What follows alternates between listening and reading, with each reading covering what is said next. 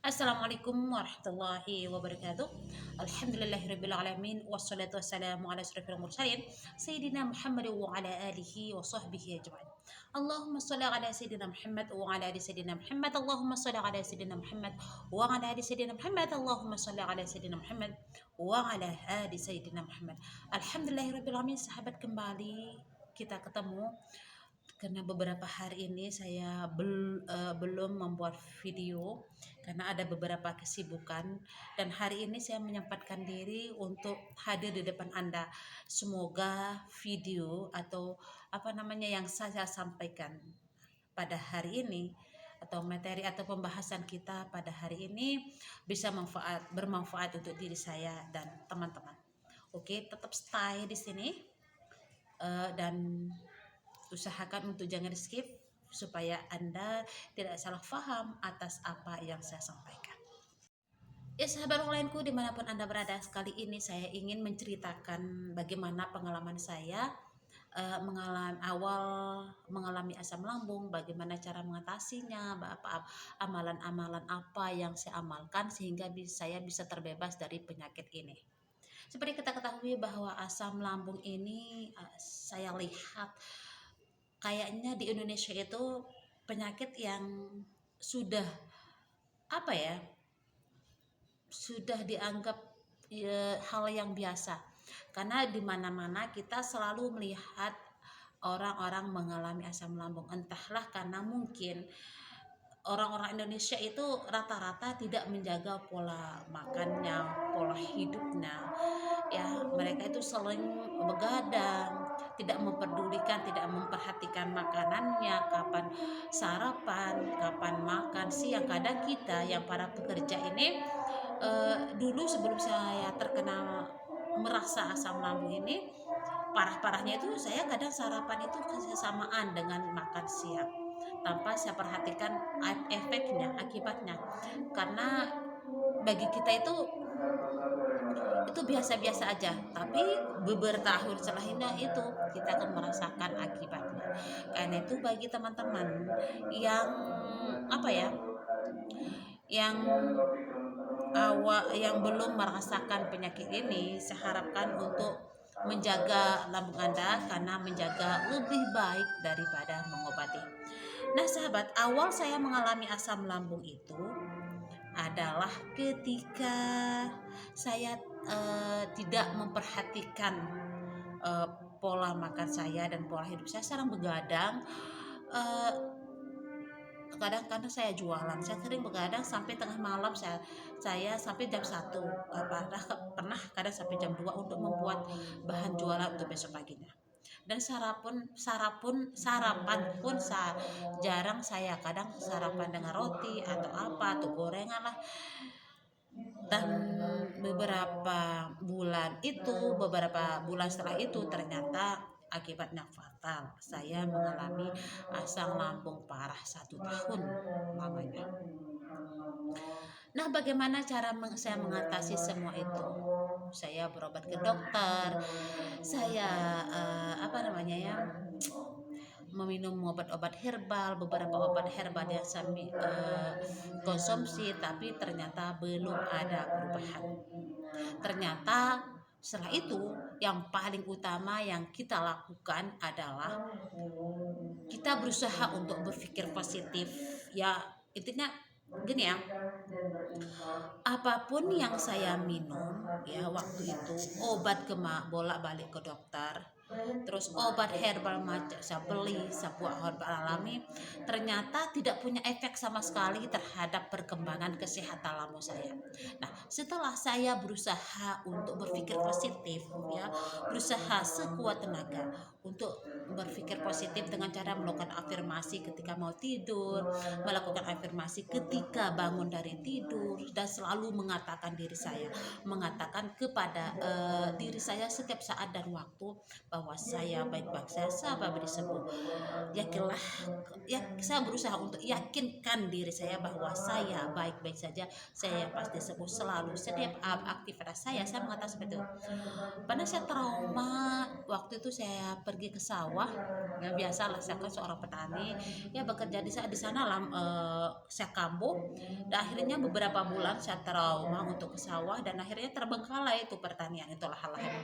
Akhirnya saya memberanikan diri untuk ke sawah dan mengolah kembali lahan pertanian saya, dan saya selalu mengatakan pada diri saya, kamu baik-baik saja, kamu bisa melakukannya, kamu baik-baik saja, kamu pasti sembuh, sambil mengerjakan kegiatan saya memberanikan diri melawan rasa trauma itu.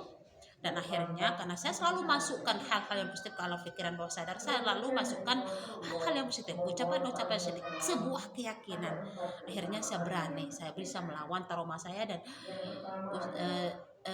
hari demi hari saya akhirnya saya berusaha untuk menenangkan diri saya. Akhirnya saya selalu berpikir jernih, berpikir positif.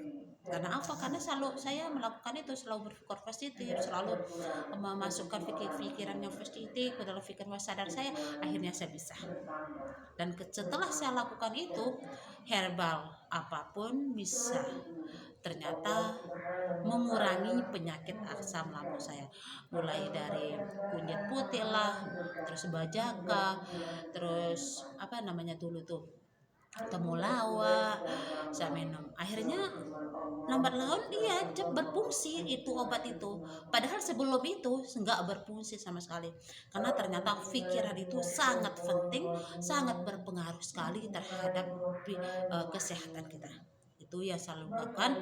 Dan intinya begini juga ya sahabat, berusaha untuk dekatkan diri kita kepada Allah Subhanahu wa taala, berbanyak istighfar, berbanyak sholawat supaya hati kita selalu tenang. Nah, kalau hati kita selalu tenang, jiwa kita tenang, maka otomatis kesehatan kita juga, fisik kita akan berusaha akan semakin membaik.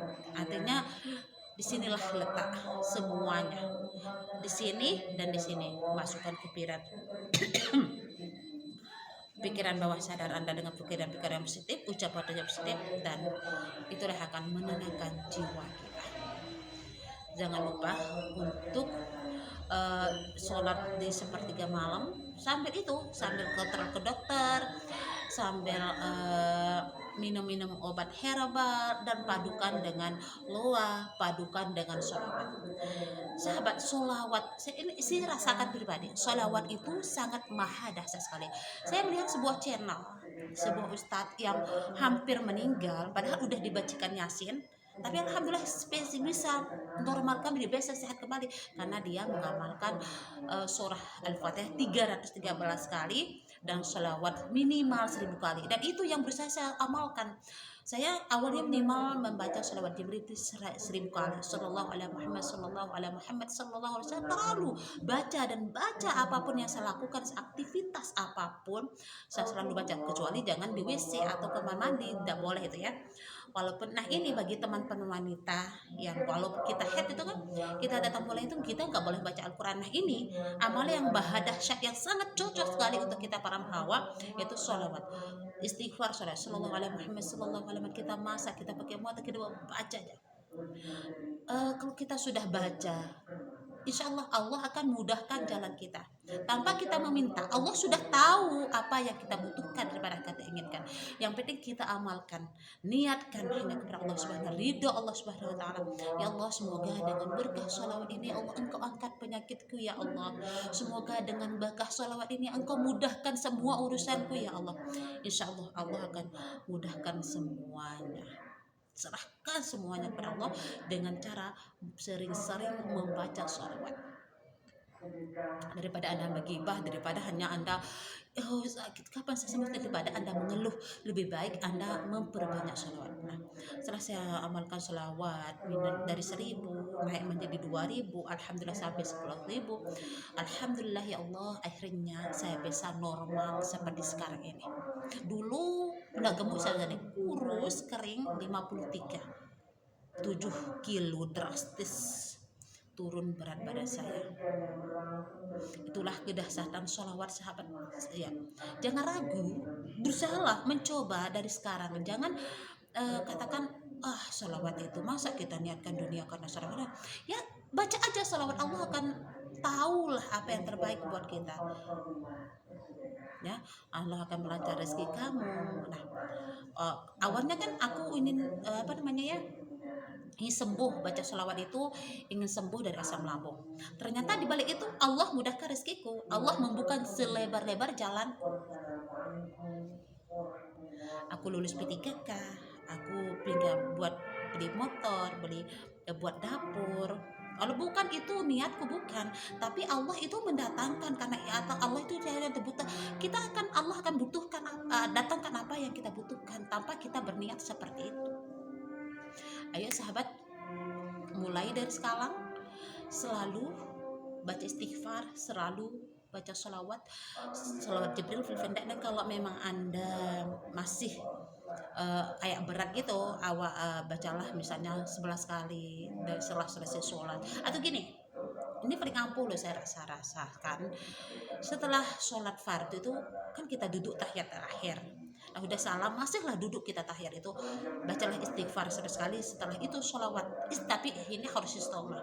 Sholawat Jibril, Astagfirullah innahu kana ghafar, Astagfirullah innahu kana ghafar, Astagfirullah innahu kana ghafar. Setelah itu sallallahu alaihi Muhammad, sallallahu alaihi Muhammad, sallallahu alaihi Muhammad, sallallahu alaihi Muhammad, sallallahu alaihi Muhammad, sampai 100 istighfar 100 kali, sholawat 100 kali. Dan setelah itu baca Allah yasir wala tu'asir, Allah tamin bil khair ya Allah ya hayyu ya qayyum.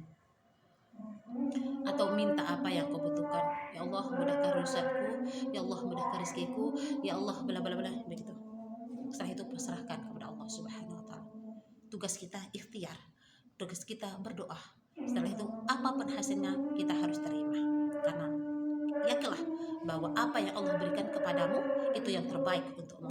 Oke, terima kasih untuk hari ini, semoga bermanfaat. Ingat, Sallallahu alaihi Muhammad 100 kali setelah sholat fardu atau setelah sholat apapun, tapi masih dalam keadaan.